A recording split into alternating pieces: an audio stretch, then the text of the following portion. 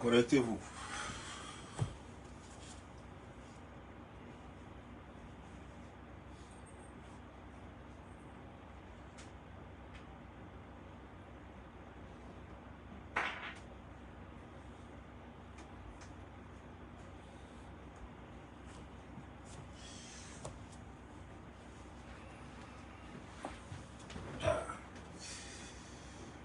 Maladie, c'est pas bon. Hein.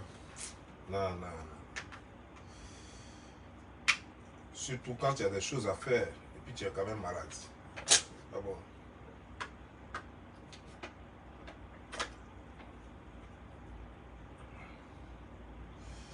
En lieu et place de l'appétit, c'est plutôt la soif que j'ai.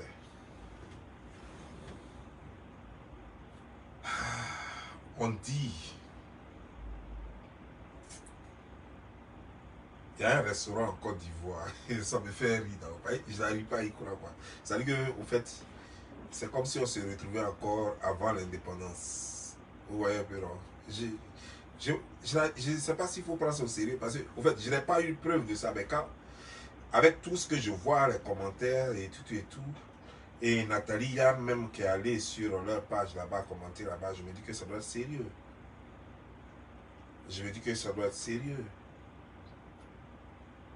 Alors, j'ai décidé de dire ce que je pense. Voilà, il faut que je dise ce que je pense, parce que si je ne dis pas ce que je pense, ma maladie risque de s'aggraver. Je risque de ne pas dormir encore cette nuit. Et voilà. Parce que, voilà, j'ai froid. Voilà. Ben, Dieu merci, j'ai pris tout à l'heure les médicaments du sirop. Voilà. Dans 4 heures, je vais prendre encore. Ça fait déjà plus d'1 heure que j'ai pris ça. Donc, dans 3 heures, en fait, à 21h30, je dois prendre encore. Voilà. Mais il faut que je parle. Si je ne parle pas, c'est pas bon. Non, non, non. Si je ne parle pas, je vais tomber 2 fois malade.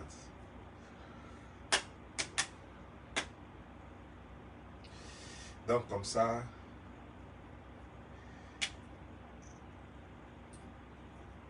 je ne sais pas si c'est une femme ou si c'est un homme. Mais ça fait quoi.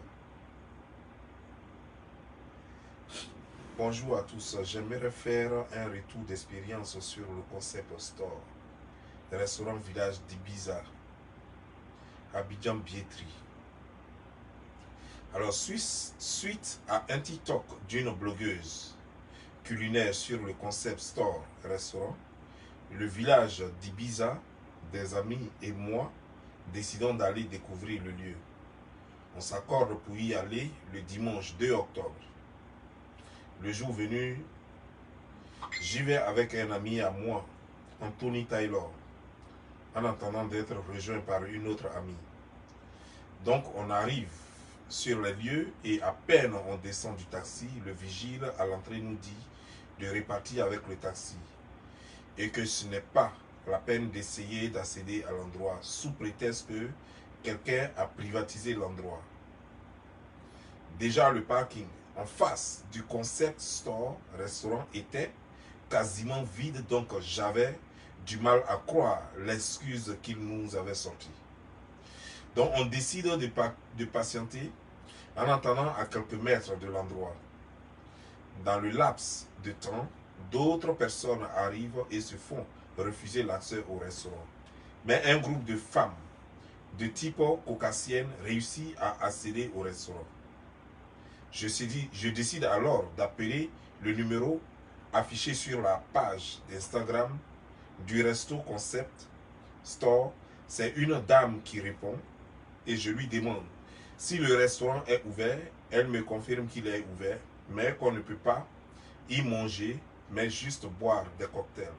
Et là encore, elle me dit qu'il n'y a que des cocktails alcoolisés. Je lui dis qu'il n'y a pas de problème, qu'il n'y a pas de souci. Je rajoute ensuite que je suis actuellement devant le restaurant avec un ami et que le vigile me dit que l'endroit a été privatisé, donc je suis confus. Elle change automatiquement de ton et me répond que si le vigile dit que l'endroit a été privatisé, c'est que cela est vrai. Fin de la discussion.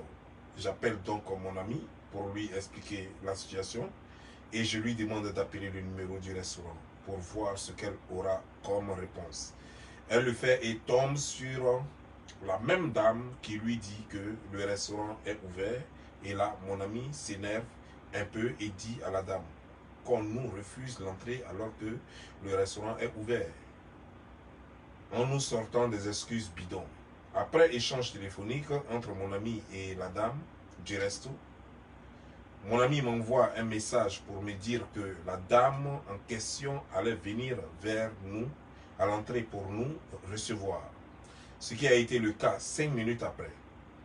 Et là, je donne le nom de mon ami en question et la dame, type caucasienne, nous laisse entrer en nous disant qu'elle reçoit des personnes voilées et qu'elle doit maintenir le standing de l'endroit et que les sandales et les culottes ne sont pas autorisées dans le resto.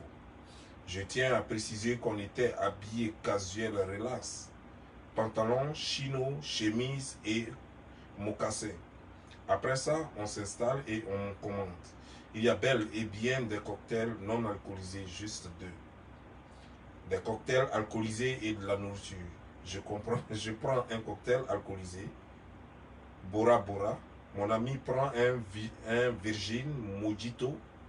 Les cocktails n'étaient pas fameux et j'ai dû demander au serveur de rajouter de l'alcool dans mon cocktail. On a pris des mini pizzas ensuite. Après, mon ami nous a rejoints et on s'est empressé de finir nos cocktails et quitter l'endroit.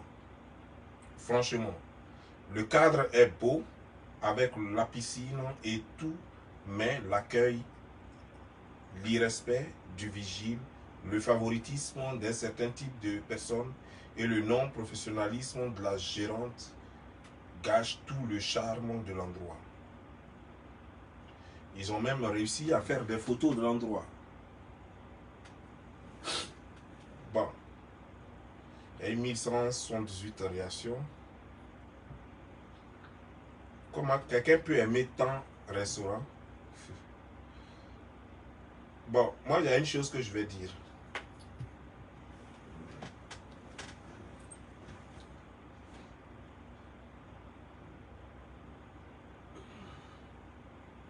Parce que ce qui nous choque ici en ce moment-là, c'est le fait qu'on nous dise qu'un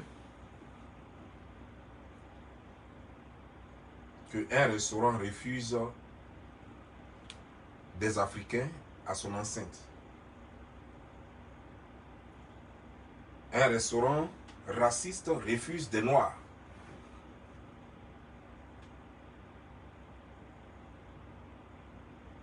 Ça, c'est une personne qui a raconté son histoire. Après avoir parlé plusieurs fois, après avoir négocié plusieurs fois, on leur a permis de s'asseoir finalement. Et il y a une chose que j'aimerais dire.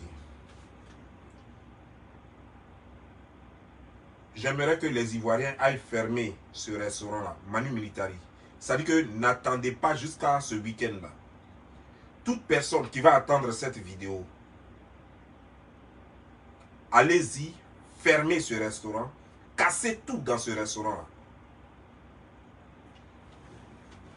Est-ce que vous avez entendu ce que j'ai dit? Apparemment, vous n'avez pas entendu.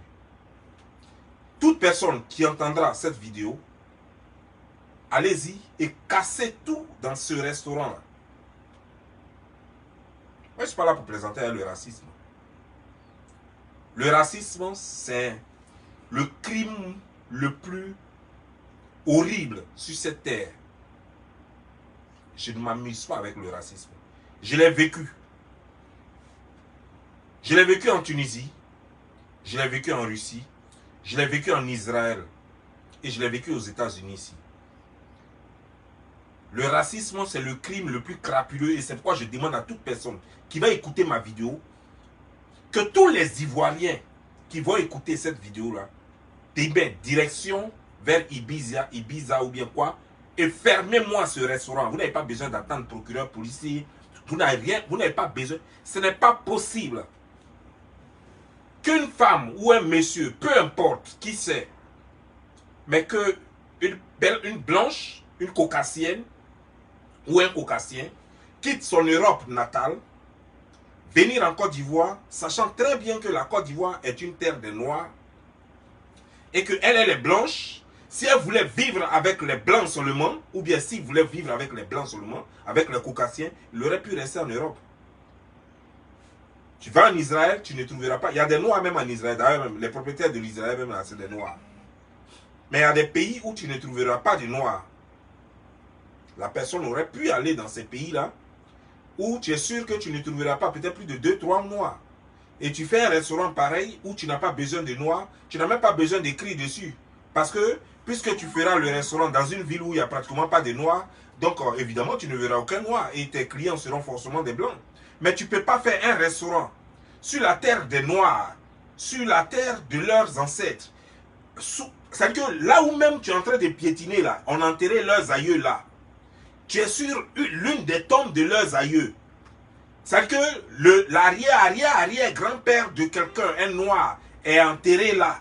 Et tu es assis sur sa tombe, tu es arrêté sur sa tombe, et tu dis à son petit-petit-petit-fils, ou à sa petite-petite-petite-fille, faut pas, elle va s'asseoir là. Ou bien, faut pas, elle va manger là. Toi, tu penses que tu es comment? Toi, tu es quitté où? Toi, tu es quitté où? Tu te prends pour qui? Ça a commencé où pour arriver jusque là? Donc, comme ça, toi, tu peux te lever et puis créer une colonie caucasienne en Côte d'Ivoire. Il reste un peu seulement, tu vas créer ton drapeau avec ton hymne national, avec ta constitution, et puis ce sera un pays dans un pays. Comme ce que vous avez fait par exemple en Afrique du Sud, où vous avez créé votre monnaie, malgré que les Sud-Africains sont désormais libres et qu'il n'y a plus d'apartheid, malgré qu'il n'y a plus d'esclavagisme et tout ça, mais encore en Afrique du Sud, il y a encore des territoires carrément occupés par des blancs là-bas, où là-bas il n'y a que des blancs, les noirs n'ont pas le droit de mettre pied là-bas, et les gens ont leur propre monnaie, qui n'a rien à voir avec le dollar sud-africain. Et donc toi tu vas venir en Côte d'Ivoire, tu vas créer ton état dans un état, ta petite colonie là, c'est-à-dire que je ne sais pas si tu es française, je ne sais pas de quel pays tu es, mais tu vas créer la colonie de ton pays, quoi. Tu vas créer ça dans cette petite Côte d'Ivoire là. Il reste un peu, tu vas créer ton armée là, voilà, et toutes les conneries qui vont avec, quoi. Et après, maintenant, tu vas commencer à arracher les plantations des Noirs, des Ivoiriens, leurs terres, leurs maisons, et après, c'est pour leur dire qu'il faut qu'ils quittent là. Et tu vas commencer à leur prendre leurs emplois. Ils n'auront même plus droit à l'emploi chez eux. C'est ça? Toi-même, normalement, on devait te prendre et te pendre en plein milieu. C'est-à-dire à l'entrée d'Abidjan, à l'aéroport. C'est-à-dire que quand on sort de l'aéroport, là, c'est là, à l'entrée, là, qu'on devrait te pendre. Je n'ai pas dit qu'on devrait te juger. Non. C'est pas ce que je dis. Au 21e siècle, là, toi, tu interdis des Noirs sur leur propre terre d'aller manger dans un restaurant en Côte d'Ivoire. Mais attends. Ah, mais Dieu, mon Dieu, c'est pas possible, quoi.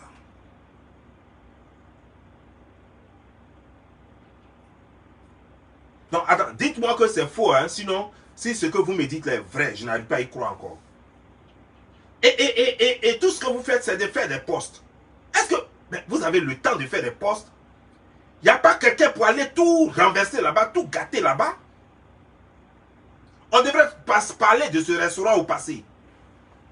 Ce restaurant, on devrait parler de ce restaurant au passé. Et remettre ces propriétaires et tous ceux qui y travaillent, les remettre à la police. Les remettre à la justice parce que c'est un crime le racisme en Côte d'Ivoire.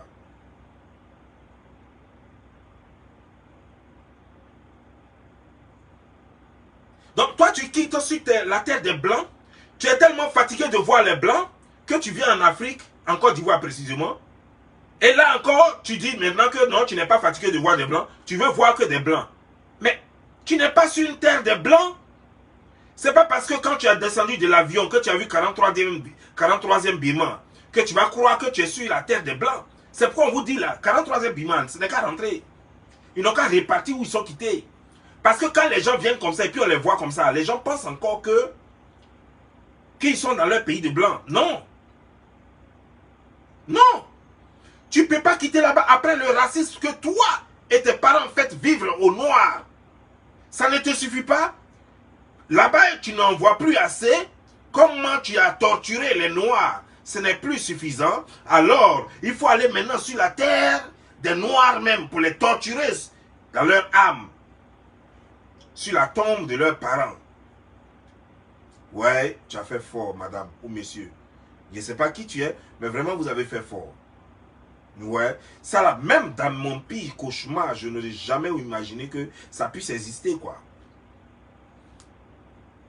J'ai entendu dire qu'en Allemagne, il y a des restaurants, il y a des bars qui ne sont pas accessibles aux Noirs.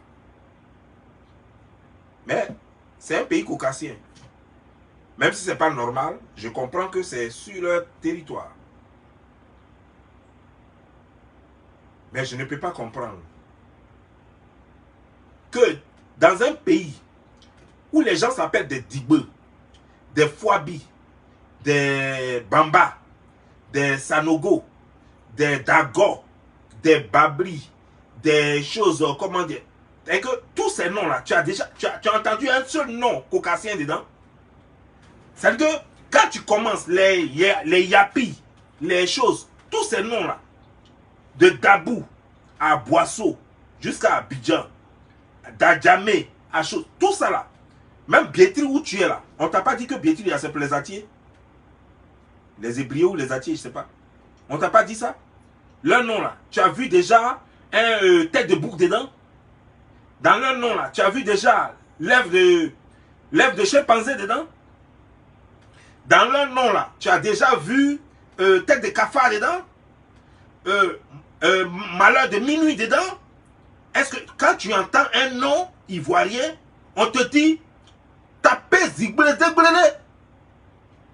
On te dit Dago, on te dit Kabe Yayifa, on te dit Asemia, on te dit Nyamien, on te dit Yao.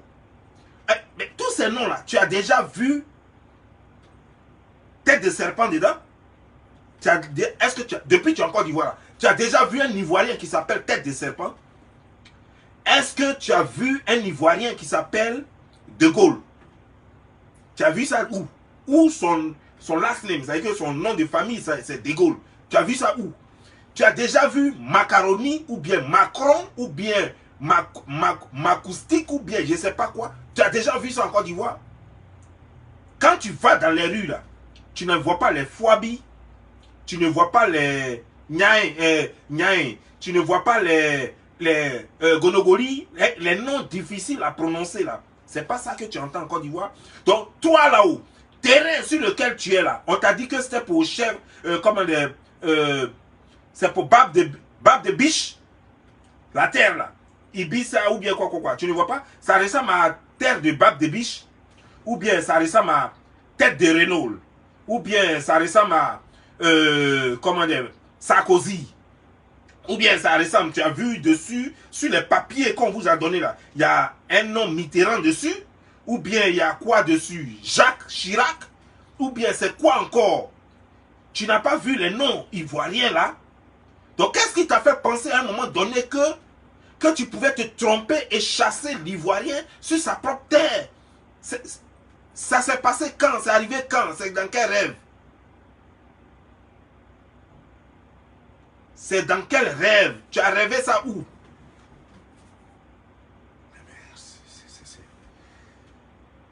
C'est pas possible. Voilà.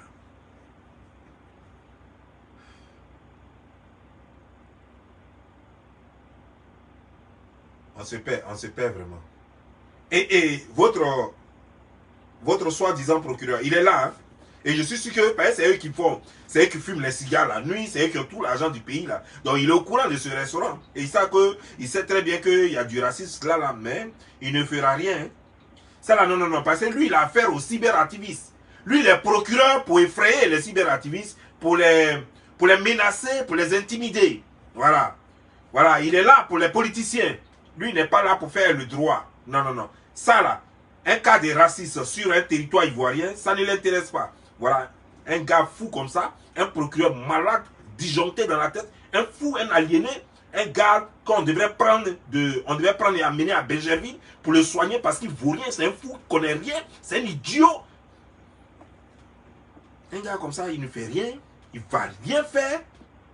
Et puis il est là, il va passer son temps là, quand il se drogue, quand il est trop saoulé là-bas, avec, je ne sais pas si c'est champagne, si c'est koutoukou, c'est belé, je ne sais pas. Quand il est trop saoulé là, il vient raconter des âneries.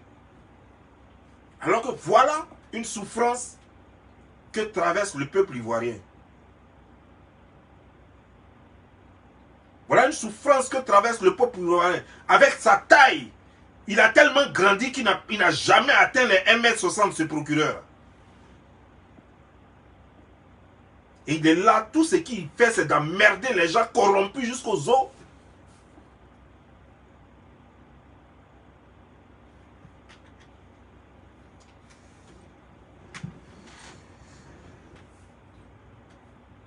Et les Ivoiriens souffrent sur leur propre terre. Et ça ne l'intéresse pas. Ce qui l'intéresse, c'est qui a insulté Alassane aujourd'hui. Ce qui l'intéresse, c'est qui a insulté les ministres d'Alassane aujourd'hui. Ce qui l'intéresse, c'est qui est en train de déranger le pouvoir d'Alassane aujourd'hui. Et pourtant, les Ivoiriens souffrent sur leur propre terre. Et ce rat d'égout de procureur, qui ne sait même pas, qui ne connaît pas la honte, et qui ne connaît même pas, je me demande même si lui n'est pas allé derrière l'école. Je me demande même s'il est allé vraiment à l'école. Comment même il est devenu procureur même. Parce que des gens qui sont corrompus jusqu'à la moelle épinière, pardon. Des gens qui sont corrompus jusqu'à la moelle épinière, comment peut-il devenir procureur de la République? Et pendant des années, on le met là pour faire la guerre aux Ivoiriens. Ce monsieur ne mérite pas d'avoir la place, le poste qu'il a là. Les Ivoiriens souffrent dans leur chair. Les étrangers ont tellement pris confiance que maintenant, il faut faire maintenant la chasse aux Ivoiriens. Les Ivoiriens n'ont plus le droit de manger sur leur propre terre. Ils n'ont plus le droit de boire l'eau sur leur propre terre. Ils n'ont plus le droit de regarder leur propre lagune. Colonisation qu'on a laissée depuis plus de 105 ans. Là. La colonisation va venir les trouver encore aujourd'hui, au 21e siècle. Là. On va venir encore les coloniser. Il reste un peu, on va commencer travaux forcés. Il reste un peu, on va commencer travaux forcés. Et puis après encore, on va chercher maintenant l'indépendance. C'est en train de commencer devant nous. C'est en train de commencer devant nous. Et personne ne parle. Et personne ne dit mot. Ils sont en train de nous recoloniser sur notre propre terre. Les Libanais ont essayé un moment. On a mis fin à cela. Maintenant, c'est les Toubabous maintenant. Ils ont trop pris confiance. Ils ont trop pris confiance maintenant. Quand ils sont chez eux, de la façon ils parlent, et puis ils nous insultent. Nous sommes des animaux. Nous sommes des singes. Tous les mots, nous sommes des rats d'égout. Nous sommes trop sales. Nous sentons trop mauvais. Quand ils ont fini de dire ça, ils disent créons nos restaurants. Ces odeurs-là, de ces noirs-là, on n'a pas besoin de ça ici. La façon, ils sont stupides, là, on n'a pas besoin de ça ici. C'est-à-dire que quand ils ont fini de nous insulter, il faut qu'ils créent leurs restaurants. Après, ils vont créer leurs hôtels.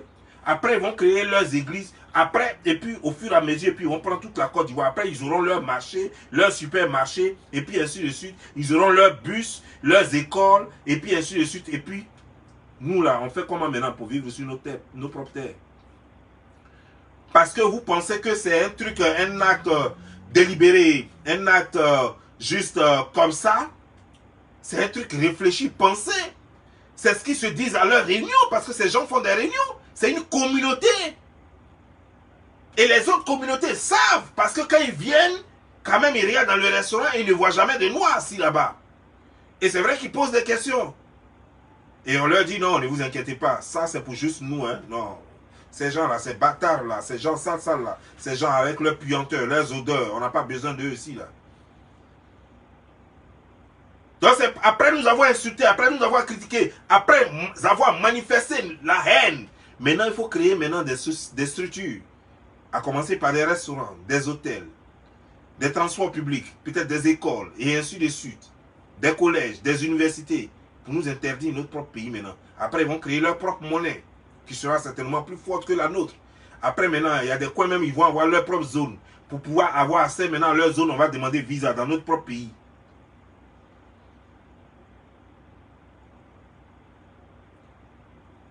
ça va faire certainement sourire certaines personnes, mais moi, ça ne me fait pas sourire, c'est sérieux. Parce que j'ai étudié la colonisation. J'ai étudié le travail forcé. J'ai étudié la traite négrière et je sais combien de fois les gens en ont souffert. J'ai étudié l'apartheid. Et quand je vois ce qui se passe, ça me rappelle tous ces cauchemars. Et donc, moi, ça ne me fait pas rire. Et c'est pourquoi je dis, et je mesure bien mes paroles, c'est pourquoi je dis que ces personnes qui sont en train d'envoyer ces idées-là, on devait les pendre au milieu du village. Parce qu'on n'a pas besoin de rappeler aux Noirs ce qu'il a traversé. On n'a pas besoin de rappeler aux Noirs l'esclavage. On n'a pas besoin de rappeler à l'Ivoirien la traite négrière, le travail forcé, la colonisation. Parce que c'est des choses qui ont mis l'Afrique en retard et qui ont mis l'Ivoirien en retard. Ça a laissé des séquelles. L'Ivoirien a été stigmatisé. La femme ivoirienne a été stigmatisée. L'homme ivoirien a été stigmatisé. Heureusement, le monde avance tellement que nos grands-pères ne vivent plus. Si aussi ils vivaient encore, ça c'est un traumatisme à vie. Parce qu'eux, ils savent ce qu'ils ont vécu. Nous, on a juste étudié la chose. Mais eux, ils savent la douleur qu'ils ont traversée. Donc, voir, entendre ce genre de choses, c'est les choses qui peuvent tourner encore. Les enfants de ces gens-là, ça peut les rendre fous. Nous, les petits-enfants de ces gens, ça peut nous rendre fous. On n'a pas besoin même d'entendre ça. À plus forte raison, voir ça. On n'a pas envie d'entendre que ça pourrait même exister quelque part. À plus forte raison, dire qu'on a vu des caucasiens refuser des noirs dans un restaurant tout simplement parce qu'ils sont noirs. On refuse des noirs l'accès à un restaurant simplement parce qu'ils sont noirs au 21e siècle. Sur leur propre terre. Déjà que c'est choquant, même quand ça se passe chez les Blancs. Même quand ça se passe chez eux, c'est choquant pour nous. Parce que ça nous rappelle tout ce que nous avons traversé. À plus forte raison, sur nos propres terres encore, l'Ivoirien doit mettre fin à ça, vite, vite même. Il faut que non seulement, on doit mettre fin à ça, mais pas simplement fin à ça. Il faut donner un exemple. Il faut que quiconque voit cet exemple-là, que ça ne lui passe plus par la tête. C'est qu'il faut brûler tout le secteur. De sorte que, quiconque aurait l'idée même de penser faire une chose pareille, que cette idée-là le déchante rapidement. Comment même ils ont même réfléchi. C'est-à-dire qu'ils sont tellement contents, ils sont tellement sûrs d'eux, ils sont tellement bien, que même ils ont pensé même avoir un restaurant uniquement pour les caucasiens. Comment est-ce possible? Comment est-ce possible? Je me demande même comment l'idée même a germé dans leur tête.